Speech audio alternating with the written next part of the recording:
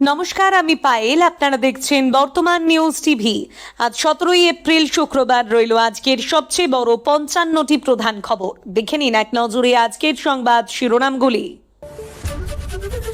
বাংলায় বুলডোজার দ্বারাই যোগের ভোট প্রচারে আদিত্যনাথ বললেন, ইউপিতে রাস্তায় বসে নামাজ পড়ার সাহস নেই। নির্বাচনের কয়েকদিন আগে ঐতিহাসিক রায়, ভোটের দুদিন আগে ট্রাইব্যুনাল ছাড়পত্র দিলেও দেওয়া যাবে ভোট, সাফ জানালো সুপ্রিম কোর্ট। পুরনো ভোটার লিস্ট দিয়ে ভোট করুন, তাও মমতা জিততে পারবেন না, খোলা চ্যালেঞ্জ শ্রমিকের। ক্রাইম নয়, কালচারাল ক্যাপিটাল হবে বাংলা, অনুপ্রবেশকারীদের কান ধরে বাইরে পাঠানোর হুঁশিয়ারি যোগীর। মায়েদের অনুরোধ করব, বাড়িতে ঝাঁটাটা হাতের নাগালে রাখুন, বিজেপি প্রার্থী গেলে ঘর দুয়ার পরিষ্কার করান অভিষেক। বাংলার রবি ঠাকুরের জমি বাবরের নয়, কৃষ্ণ মন্দির হতে পারে, বাবরি মসজিদ নয়, হুমায়ুনকে চ্যালেঞ্জ হিমান্তের। বহরমপুরে রোড শোয়ের মাঝে অসুস্থ মিঠুন অভিনেতাকে ছাড়াই কর্মসূচি শেষ করলেন বিজেপি প্রার্থী সুব্রত। হিঙ্গলগঞ্জে বিএসএফ শিবিরে আগুন, ঝলসে মৃত এক জওয়ান, শর্ট সার্কিটের জেরেই কি দুর্ঘটনা। শিলিগুড়িতে ভোটের মুখে উদ্ধার লক্ষ লক্ষ টাকা, চেকপোস্টে গাড়ি আটকে পর্দাফাঁস করল এসএসটি। ভোটকর্মীদের প্রশিক্ষণ ও ভোটদানে অব্যবস্থা, কমিশনকে কাঠগড়ায় তুলে বিক্ষোভ মুর্শিদাবাদের লালবাগে। আজ আমার চেয়ে খুশি কেউ নয়, বাতিল ভোটার নিয়ে সুপ্রিমের নির্দেশে উচ্ছ্বসিত মমতা, দলকে দিলেন বিশেষ নির্দেশ। যা খুশি করুন, বাংলায় আপনাদের মেয়াদ আর ঠিক 19 দিন, বিজেপি নির্বাচন কমিশনকে চ্যালেঞ্জ অভিষেকের। বাংলাতেও মাফিয়া রাজ খতম করতে বুলডোজার প্রয়োজন, তৃণমূলের কাটমানি প্রসঙ্গে কড়া আক্রমণ যোগীর। হিজাব চলবে কিন্তু টিপ তিলক পরা যাবে না, লেন্স কাটে কর্মীদের পোশাক নীতিতে বিতর্ক, মুখ খুলল সংস্থা। আরে ভাই, ওকে বলতে দিন, বাংলায় তো বেচারাকে বলতে দেয় না। কল্যাণকে নিয়ে মোদির ঠাট্টায় হাসির রোল সংসদে। একাধিক বাসে সাঁতানো, লক্ষণ ঘড়ুইয়ের নগ্ন ছবি এআই দিয়ে বানানো, বললেন দুর্গাপুর পশ্চিমের বিজেপি প্রার্থী। সেকুলারিজম নিপাত যাক, মন্তব্যের জের শুভেন্দুর প্রার্থী পদ বাতিলের দাবিতে হাইকোর্টে মামলা। অন্নপূর্ণা ভান্ডারের নামে 3,000 টাকা করে নগদ বিলি অর্জুনের, রাজেশ মাহাতোর, কমিশনে নালিশ তৃণমূলের। 26-এ আরো বেশি আসন পাবো আমরা, ভোটের মুখে আত্মবিশ্বাসী মমতা, কমিশনকে সুপার এমার্জেন্সি তোপ।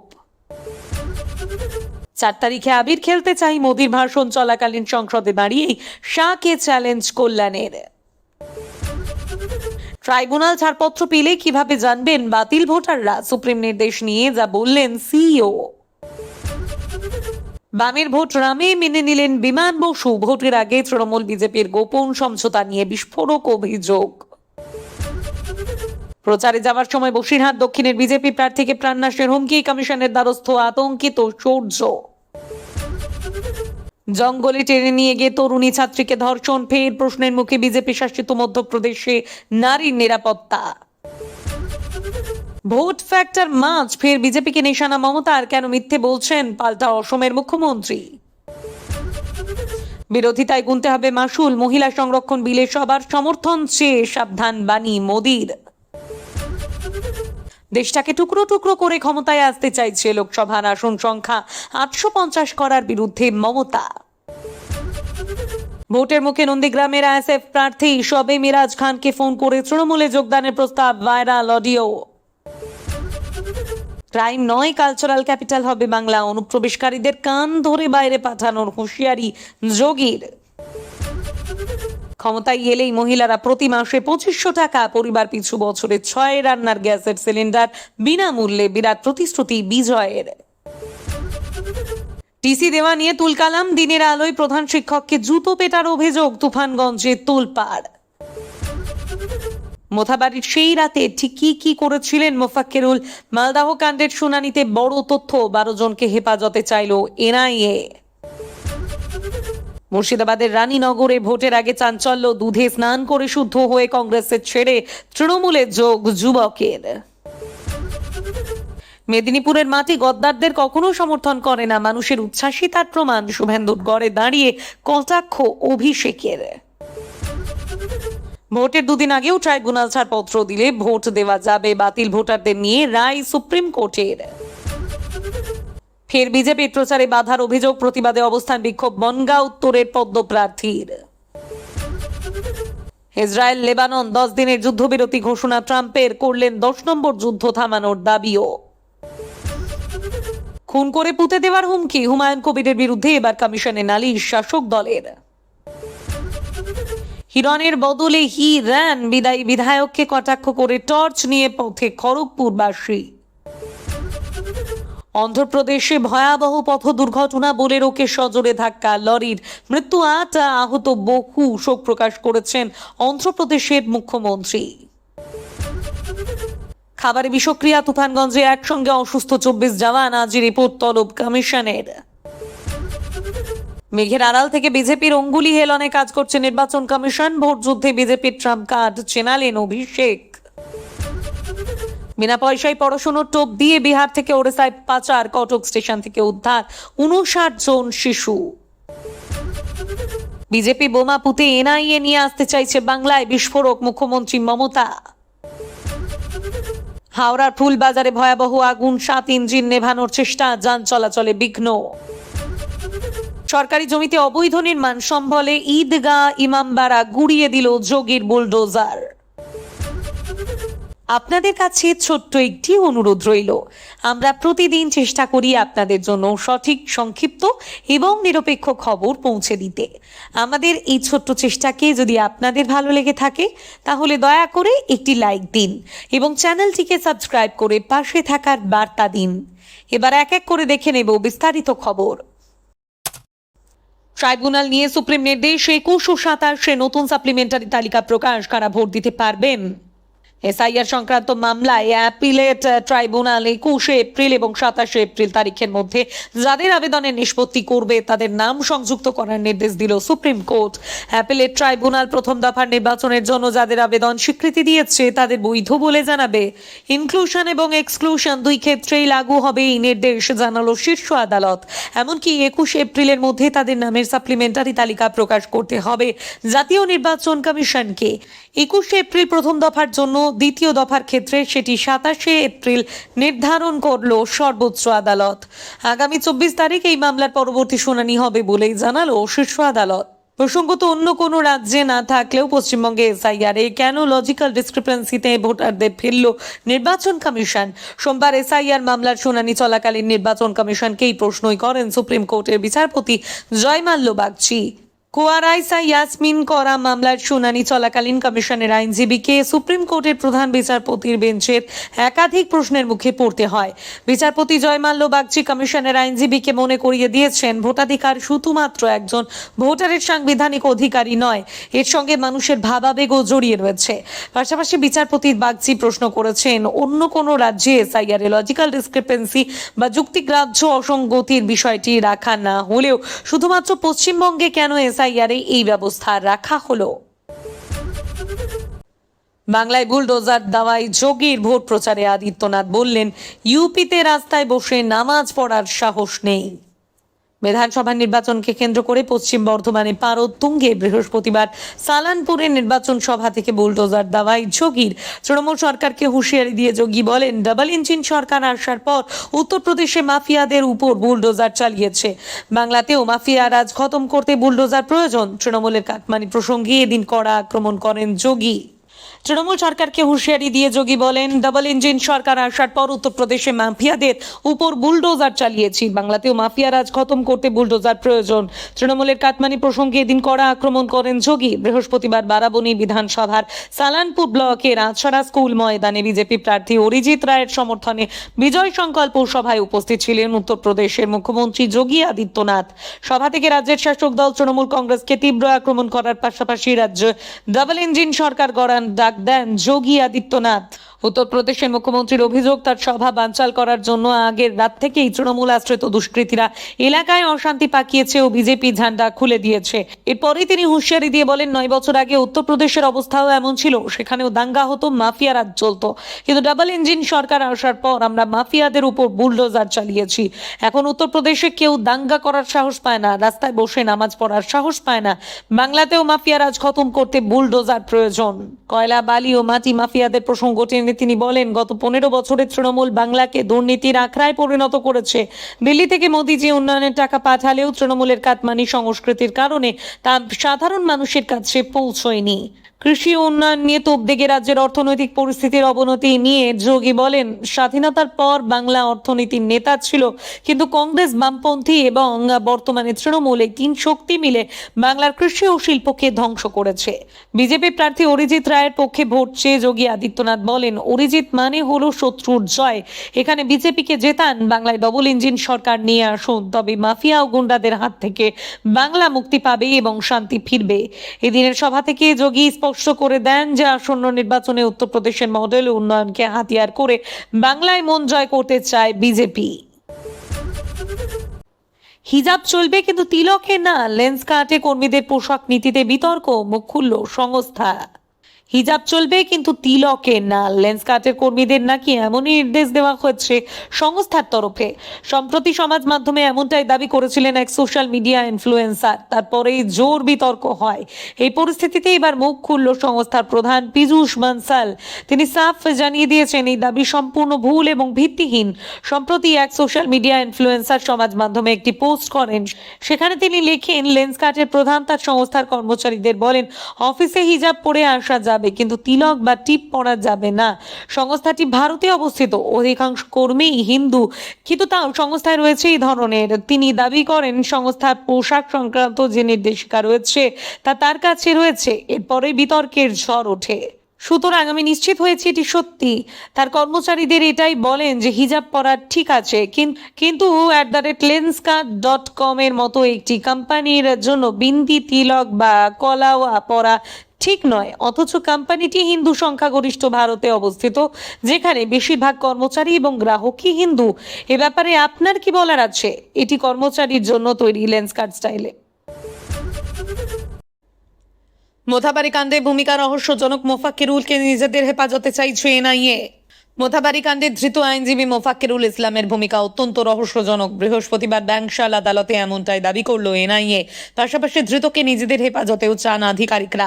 তবে এখনো সিদ্ধান্ত জানায়নি আদালত। গত 1 এপ্রিল কালিয়াচকের মোথাবাড়িতে বিডিও অফিসের ভিতরে বিচারকদের আটকে রাখার অভিযোগ ওঠে।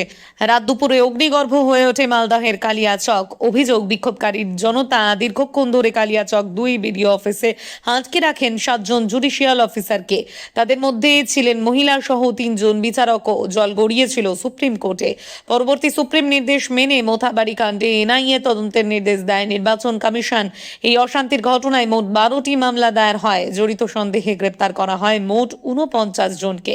ধৃতদের মধ্যেই ছিলেন মূল চক্রী অর্থাৎ আইনজীবী মোফাক্কিরুল ইসলাম। বৃহস্পতিবার ধৃতদের তোলা হয় ব্যাংশাল কোর্টে। সেখানেই 4টি হামলার পরিপ্রেক্ষিতে 12 জনকে নিজেদের হেফাজতে চায় এনআইএ। তাদের তরফে আদালতে দাবি করা হয় অশান্তিতে উস্কানি দিয়েছেন মোফাক্কিরুল। পুলিশের তরফে তাদের সতর্ক করা হলেও তিনি তাতে কর্ণপাত করেননি। এছাড়া সরকারি সম্পত্তি নষ্ট সহ একাধিক অভিযোগ রয়েছে তার বিরুদ্ধে। এদিন এনআইএ আদালতে বলে, গোটা ঘটনায় মোফাক্কিরুলের ভূমিকা অত্যন্ত রহস্যজনক। তদন্তের স্বার্থে ধৃতকে জিজ্ঞাসাবাদ করা প্রয়োজন বলে দাবি করে এদিন মোফাক্কিরুলকে নিজেদের হেফাজতে চায় এনআইএ।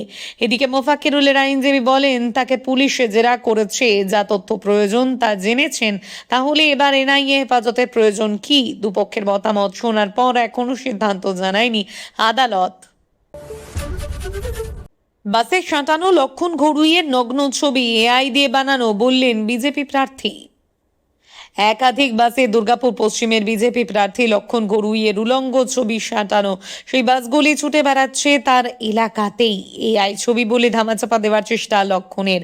তৃণমূল পরিকল্পনা করে এই কাজ করেছে বলে অভিযোগ তার। এই ধরনের রাজনীতিতে তারা বিশ্বাসী নয় বলে পাল্টা দাবি করেছে তৃণমূল। এই নিয়ে দুর্গাপুরের রাজনীতি তপ্ত। বৃহস্পতিবার 8B রুটের একাধিক বাসে লক্ষণ ঘড়ুইয়ের একটি আপত্তিকর ছবি সাঁটানো অবস্থায় দেখা যায়। বাসগুলি দুর্গাপুর পশ্চিম বিধানসভা এলাকার বিভিন্ন প্রান্তে যাতায়াত করছে।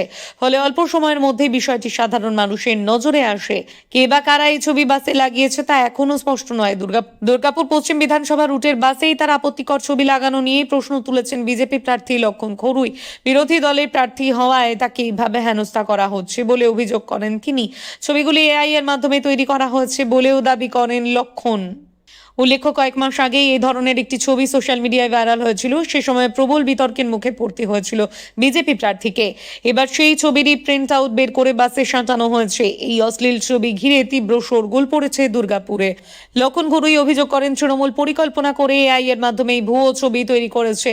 ভোটে হারার ভয় থেকেই এই ধরনের নোংরা রাজনীতির আশ্রয় নিচ্ছে তৃণমূল।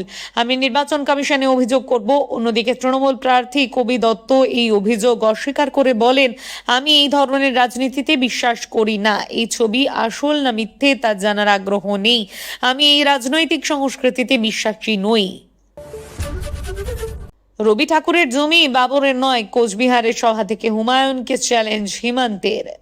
বাংলা রবীন্দ্রনাথ ঠাকুরের বাবরের নয়, কোচবিহার সভা থেকে হুঙ্কার হিমন্ত বিশ্ব শর্মার। হুমায়ুনকে চ্যালেঞ্জ ছুড়ে অসমের মুখ্যমন্ত্রী বলেন, পারলে অসমে এসে বাবরি মসজিদ তৈরির কথা বলে দেখাক। হেমন্তের সাফ কথা, বাংলায় কৃষ্ণ মন্দির হতে পারে, বাবরি মসজিদ নয়। হেমন্ত বললেন, হুমায়ুন বলছেন বাংলায় বাবরি মসজিদ করবেন, এটা কারো বাবার জমি নয়। কেউ বলবে বাবরের নামে মসজিদ হবে, কেউ বলবে ঔরঙ্গজেবের নামে মসজিদ হবে। বাবার জমি নাকি যে যা ইচ্ছে তাই করবে? মনে রাখবেন, এটা রবীন্দ্রনাথ ঠাকুরের বাংলায় বিধানসভা নির্বাচনের দামামা বেজে গিয়েছে। প্রথম দফার নির্বাচনের আর 10 দিনও বাকি নেই। স্বাভাবিকভাবেই প্রচারে ঝড় তুলেছে সব দল। বৃহস্পতিবার কোচবিহারে বিজেপি প্রার্থী সমর্থনে সভা করেন অসমের মুখ্যমন্ত্রী হেমন্ত বিশ্ব শর্মা। সেখানেই একাধিক ইস্যু নিয়ে তৃণমূল সরকারকে তুলোধনা করেন তিনি। নাম করে তাকে নজিরবিহীনভাবে আক্রমণ করেন অসমের মুখ্যমন্ত্রী। তিনি বলেন, হুমায়ুন বলেছেন বাংলায় বাবরি মসজিদ করবেন, এটা কারো বাবার জমি নয়। কেউ বলবে বাবরের নামে মসজিদ হবে, কেউ বলবে ঔরঙ্গজেবের নামে মসজিদ হবে। বাবার জমি নাকি যে যা ইচ্ছে তাই করবে? মনে রাখবেন, এটা রবীন্দ্রনাথ ঠাকুরের বাংলা। এখানেই থামেননি তিনি। হুমায়ুনকে চ্যালেঞ্জ ছুড়ে দিয়ে তিনি বলেন, ক্ষমতা থাকলে অসমে এসে বাবরি মসজিদ তৈরির কথা বলে দেখুন। এই প্রসঙ্গে তৃণমূল সরকারকেও নিশানা করেন তিনি। তৃণমূলের মদতের কারণেই হুমায়ুনের সাহস হচ্ছে বলে দাবি করেন তিনি। সাফ কথা, বাংলায় কৃষ্ণ মন্দির হতে পারে, বাবরি মসজিদ নয়। জঙ্গলে টেনে নিয়ে গিয়ে তরুণীকে গণধর্ষণ, ফের প্রশ্নের মুখে বিজেপি শাসিত রাজ্যের নারী নিরাপত্তা। জঙ্গলে টেনে নিয়ে গিয়ে এক কলেজ ছাত্রীকে গণধর্ষণের অভিযোগ উঠল 2 যুবকের বিরুদ্ধে। মঙ্গলবার সন্ধ্যায় চাঞ্চল্যকর এই ঘটনাটি ঘটেছে মধ্যপ্রদেশে। পাশাপাশি নিজ যাত্রী তার বন্ধুকেও বেধড়ক মারধরের অভিযোগ উঠেছে তাদের বিরুদ্ধে। ফেরার পথে নেমে এসেছিল অন্ধকার, এলাকাটিও শুনশান হয়ে গিয়েছিল। অভিযোগ, সেই সময় তাদের উপর চড়াও হয় 2 যুবক। প্রথমে তরুণীর বন্ধুকে লাঠি দিয়ে বেধড়ক মারধর করা হয়। রক্তাক্ত অবস্থায় সেখানেই লুটিয়ে পড়েন তিনি। এরপর তরুণীকে টেনে হিঁচড়ে জঙ্গলের ভেতরে নিয়ে যায় 2 যুবক। সেখানেই তারা তাকে গণধর্ষণ করে বলে অভিযোগ। কর্মের পর সেখান থেকে চম্পট দেন অভিযুক্তরা।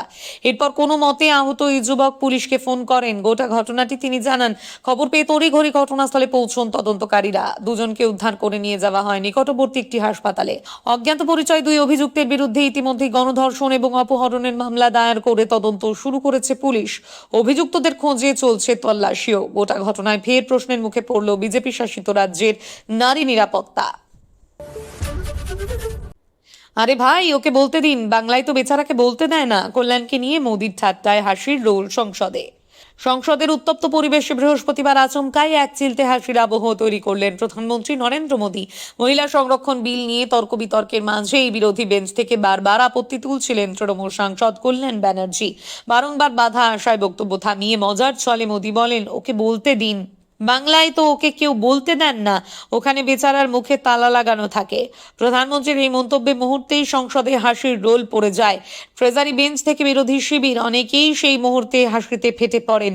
এরপর বিতর্কের জবাবে মোদী আশ্বস্ত করেন, লোকসভা আসন পুনর্বিন্যাস বা মহিলা সংরক্ষণ কোনো ক্ষেত্রেই উত্তর ও দক্ষিণ ভারতের মধ্যে বৈষম্য হবে না। তিনি বলেন, আমি দায়িত্ব নিয়ে বলছি, কোনো অবিচার হবে না। আপনারা একে প্রতিশ্রুতি বা মোদীর গ্যারান্টি যাই বলুন, তবে এই হালকা রসিকতার মধ্যে লুকিয়ে ছিল রাজনৈতিক বার্তা। 2026 সালের ওয়েস্ট বেঙ্গল অ্যাসেম্বলি ইলেকশন, 2026-এর আগে বাংলার রাজনীতিকে কেন্দ্র করে বিজেপির পুরনো অভিযোগ, তৃণমূলের অন্দরে মতপ্রকাশের স্বাধীনতা নেই, সেটিকে ইঙ্গিতপূর্ণভাবে তুলে ধরেন প্রধানমন্ত্রী। যদিও মোদীর বক্তব্যে চুপ করে থাকার মানুষ নন কল্যাণ বন্দ্যোপাধ্যায়। হাসির আবহ কাটতেই ফের সংসদে তার সরব উপস্থিতি চোখে পড়ে। সব মিলিয়ে সংসদের এই সংক্ষিপ্ত মশকরা শুধু হাসির মুহূর্তই তৈরি করেনি, বরং ভোটের মুখে বিজেপি তৃণমূল রাজনৈতিক সংঘাতেও নতুন মাত্রা যোগ করেছে। এই ছিল আজকের কিছু গুরুত্বপূর্ণ আপডেট। আরও নতুন খবর ও বিশ্লেষণ নিয়ে খুব শিগগিরই আবার হাজির হব। ততক্ষণ সুস্থ থাকুন, ভালো থাকুন।